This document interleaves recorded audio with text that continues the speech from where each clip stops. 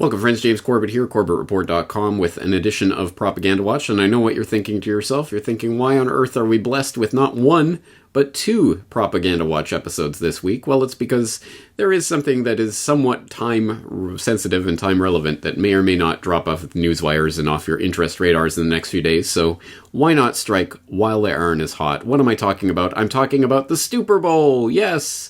That great event that comes along once a year to basically unfold a sort of ritual before the masses that, of course, plays out in the halftime show, as I'm sure viewers of the Corbett Report will be aware. But today we're going to talk about a different aspect of that. It was just the other day I was talking to CorbettReport.com video editor Broc West, and he asked, did you see the Stupor Bowl this year, James? No, I did not. I kind of forgot it was even happening. Well, Broc's interest in the event was not so much in the game itself as in the commercials, which I'm sure everyone knows is where the big propaganda narrative themes for the year are unveiled after, I guess, the globalist talking heads get their marching orders from Davos and they come to unfurl them at the Stupor Bowl for the unwashed masses. And Brock said, well, you should do a propaganda watch on it. I thought, that's a good idea, but instead of me sitting there and watching the commercials and analyzing them, why don't we do it live here on air? I haven't seen these commercials yet. Brock has gathered them up,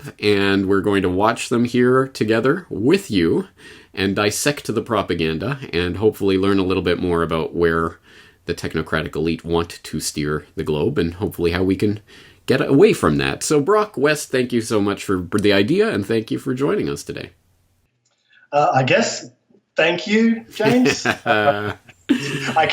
I can say it's been a few days since the superb owl was, broadcast to the masses, and I can also confirm that the dirt still has not come off. Yeah. So I can imagine. Yeah, exactly. Well, yeah, let this be a proviso, not only on this edition of Propaganda Watch, but maybe on every edition of Propaganda Watch. If you don't want to be subjected to the propaganda and programming, you don't want it to enter your consciousness at all, feel free to tune out now. Click that close button. Don't watch it. It's okay. You don't have to. I do have to. It's my job to dissect this propaganda and know what the technocratic elite are trying to foist on us. But you don't have to. And I always want that to be an option in your mind. You don't have to dissect the propaganda at all times if you feel you know where this is going. So let's just leave that there. And if you click out now, I'm 100% on board with you. If not, if you're along for the ride, settle in your seat. I've got my coffee to help power through these propaganda constructs. Brock did mention when he was talking about this with me the other day, he said that there was an overarching theme to this year's commercials, and I guessed military? He said no. My second guess was technocratic? Yeah, something along those lines. So I haven't seen any of these videos yet. We're going to be watching them live right here. And Brock, if you've got your nose plug firmly in place, we'll get into the first one. Okay, here we go. I'm clicking now. Oh, what do we got? All right, check it out. I call him RoboChild. Hey, buddy. Oh, dear. What do you want to be when you grow up? I would like to be a TurboTax Live CPA. It's odd. Don't you want to be something else? Yeah, RoboChild, you could be anything. But Papa, I want to help people get their best possible refund. All right, let's just break it down, okay? RoboChild, all TurboTax Live CPAs are human beings with real emotions. I'm sorry, but you're never going to be emotionally complex enough for that job. Isn't that true, Papa? Yeah. I am sad. See what I mean? He's still perfecting emotion. TurboTax Live, now at CPAs on demand. Okay. And the reason I started with this one, because, James, it combines your two very favorite things, transhumanism and taxation. What could be? Yeah, exactly right, yeah. Because the CPAs feel your pain and they empathize because they're humans and they love you and they just want you to jump through the right hurdles and fill out the right forms in your tax cattle box so that you get the best refund you can get, right? Yeah, beautiful. And, of course, it also tugs on those heartstrings for parents out there. Hey, it's just like your child, except it's a bundle of wires with a little mask on top of it. Isn't it so cute? Yeah, I have a feeling I know where this is heading, but Yeah. At least with Sophia, the super celebrity robot that was unveiled last year or the year before, they sort of attempted to make it like dress it up a little bit. Yeah. This one's just a creepy doll's face. It's just ugh. Get used to it, Brock. It's the accountants of the future. They're coming for your white collar jobs. Don't worry. That's right. Yeah. Do you want to move on to our second one? Yeah, no, but we will. Clicking now. There are hundreds of millions of acres of forest in the United States. What's happening with them today is the result of centuries of past decision-making. Forests are made up of complex, interconnected systems. And there's never been a way to measure all of these systems. And you can't manage what you can't measure. Through Microsoft's AI for Good initiative, we've created the first high-resolution inventory of all U.S. forests to provide better data and to make better decisions. We've been timbering this land for over 40 years. The watershed provides drinking water to all of the citizens of Duncannon. It is not maintained in a sustainable way. Duncannon came to the Nature Conservancy because they had no forest management plan. Using Sylvia Terra, the borough will know how many trees are per acre, waterways will be mapped and buffered. This will be sustainably managed working forest forever. Working with Microsoft AI has been transformative because it allows us to scale our process globally and to democratize access to this kind of information. We have the forest that we have today. We can't change that. What we can change is the future. Microsoft AI and Sylvia Terra are empowering landowners so they can grow the forests of the future. Every single person has a stake in this. Yeah. All right. Well, that one hits a number of buttons. What was that line? That's got to be the takeaway line. You can't manage what you can't measure. That is the technocratic principle in a nutshell. Like, you cannot define it more perfectly than that. You can't manage what you can't measure. That actually goes to a very philosophical point on the question concerning technology by Heidegger. So for anyone who's interested in philosophy, read that essay, but essentially it's the same thing. You can't manage what you can't measure, so everything has to become standing reserve, has to be a thing that you can measure and manage in some way that becomes useful for some purpose, as opposed to being a thing. Like, nature being nature. Natural environment, just being there. No.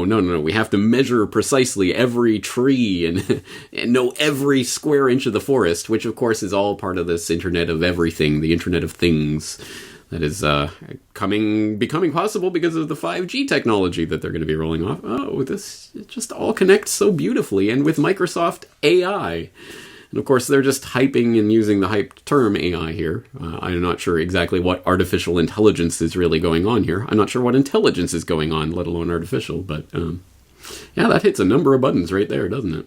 Yeah. Yep. I mean, the thing with the global transhumanist agenda, it's kind of a little bit of a misnomer. Of course, it's transhumanism and the surrendering of humanity to our robot overlords, but that's only a small, that's only one part of it too. Nature itself is, in fact, I think an even more important thing that this agenda wants to get its talons into ever more and more. Yeah, and that's the worst part. Of course, they're going to sell it as some green, wonderful initiative for people who care about the Earth, but it's the exact opposite. No, it's about controlling every resource on the planet, monopolizing it. All right. Oh, well. So how about for commercial number 3, we bring things back home, and I'm afraid literally. Roll clip. Oh, dear. All right.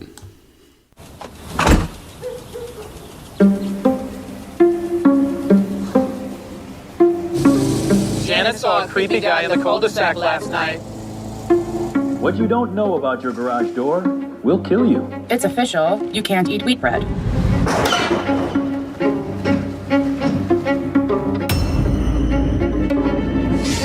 Someone's been stealing packages. They call them porch pirates. My son bought a snake on the dark web. It's a python. 5 years, robots will be able to do your job, your job, your job, your job, your job, your job. Greg. Are you listening? Always, Denise. We are always listening. In a world full of fear, someone has been stealing packages. Simply Safe on. Your home should be anything but. Because home is a place you should simply feel safe. Oh, God, yeah. And the upside-down triangle with the light rays emanating is a nice touch there, huh? All right, well, I still don't know what SimpliSafe is from watching that. It's apparently a home security system, smart system, and the title of that video is literally called "Fear is Everywhere." Yeah. Yes, it is. Yeah, you can't... Well, I mean, I guess it's the best way to sell some crap like that people don't really need is to just shove it in your face. Yeah, the only way to make you want this is to put fear in your face. And there you go. And the answer is this friendly little thing sitting on your counter that's going to be glowing with its evil bluish rays. And probably, I guess, listening to everything that goes on, recording everything that goes on. Where does that data go? Don't worry about that. Just put it in your home. Just don't think about it. So anyway, I don't even know what this SimpliSafe is, but I ain't putting it in my home. So. Yeah. All right. Well, for clip number 4, let's go along that theme. And no trip down transhumanist artificial intelligence lane would be complete without Alexa. This one, I'm just going to let this one speak for itself. Roll clip. Let's reheat pasta. Reheating pasta. It's cool, right? Yeah, I didn't know you guys put Alexa in a microwave. Yeah, we're putting her in a lot of stuff now. But trust me, there are a lot of fails. Like what? Like... Alexa, play my podcast. When you heard that, did that surprise you? Or it seems exciting. We need an Alexa dog collar. 4 dogs. Ordering dog food. Ordering dog food. You can bark all you want. I'm not paying for any more dog food. Ordering gravy. Ordering sausages. Hey, you better cancel that order. Alexa hot tub. A sucked. Alexa, play music. Okay.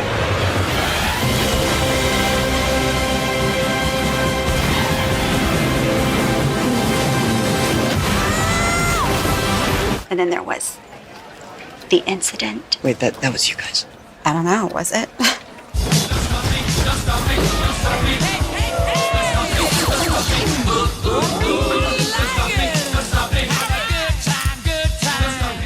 Powering down. Powering up. Powering down. She says she's doing it, but I don't see anything. Do you? Holy. Don't stop me now. I'm not talking to you. 'Cause I'm having a good time, having a good time. Why? Yeah, exactly. That's the overwhelming question I have there. Look, I'm not into the cult of celebrity. I don't care about these celebrities that are paraded before us, but I don't even understand why Harrison Ford would do a commercial like that. Yeah, I don't have enough money. I think I'll take the $1 million to do this Super Bowl commercial. I mean, why? I've got to say, it's his best acting role he's had in a decade, so... Well, did you see Blade Runner? Oh, maybe not. No, I didn't. Not yet. Yeah. Well, yeah. I'm assuming the other people in there were celebrities of some sort, but I'm glad to say I'm far enough detached from pop culture. I don't know anyone else, but I recognized Harrison Ford. Yep. Yeah, and what was the point of that commercial? That you'll be able to control the Earth through Alexa? Oh, no, Amazon will be able to control the Earth through Alexa, I think, more to the point, right? The global smart grid. Yep. Yeah, exactly. What could go wrong? Oh, everything can go wrong. Oh, it's just a joke. Oh, isn't that cute? Good time. Exactly. Yeah. How many pop cultural elements did they smash in together there? Ugh. Yeah. Yeah. Yep. Well, that was sickening enough. All right. We've got one more, and obviously, as you've seen, the previous 4 commercials all had the AI transhumanist power smart grid running through it. This one's a little different, but this was probably the most talked about commercial that happened during the Superb Owl of 2019. I'm not going to give it in any introduction. I'm just going to let it speak for itself. Okay. Roll clip.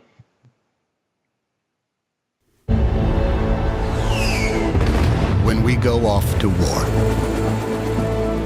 when we exercise our rights, when we soar to our greatest heights, when we mourn and pray, when our neighbors are at risk, when our nation is threatened, there's someone to gather the facts, to bring you the story, no matter the cost.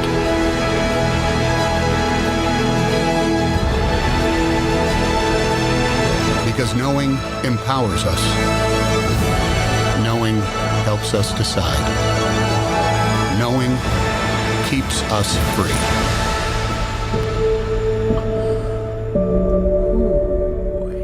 Knowing keeps us free, indeed. Nothing says we're real news and journalism like a $5 million commercial telling you over and over that we're real news and journalism. You know? Yeah, exactly. Yeah, I mean, what is the target audience there? They think they're going to get a bunch of subscriptions out of that? No, of course not. It's, at this point, newspapers are a loss leader. Everyone knows that. At best, you can maybe recoup some of the losses on a website that's, got 8 million ads all over it. Or subscribe to a subscription website. That's a way to go, right? But yeah, why are they advertising on the Super Bowl? Because clearly the people who control the media are losing their control of society by losing control of the narrative, by people losing faith in the mainstream media. Last-ditch effort to try to catch those few people who still get their news, I guess, from TV commercials. I don't know. But yeah, I didn't notice the like-dislike ratio on all of these videos, but I'm looking at this one. 12K up, 8.9K down, which I'm assuming is edited, shall we say. Yeah. Because I know that was with that Gillette commercial recently, they had a ridiculous dislike ratio that magically evened out, or sort of restored near 1-to-1. Apparently, they're doing the YouTube or the YouTube algorithm or whatever. The NFL are doing the same thing with the widely laughed at and hated halftime show with Maroon 5 and whoever else. Apparently they're deleting dislikes of that and everything. And interestingly enough, that's been a thing that the one of the main YouTube guys, I can't remember his name, they're talking about the potential of eventually removing the YouTube dislike button altogether because it's been weaponized. Yeah, exactly. Weaponized, so. Oh, how dare people express the fact that they don't like this video? I mean, how can they possibly do that? I refuse to believe there are 12,000 people who watch that and say, yes, Washington Post, they're the truth tellers. You tell them.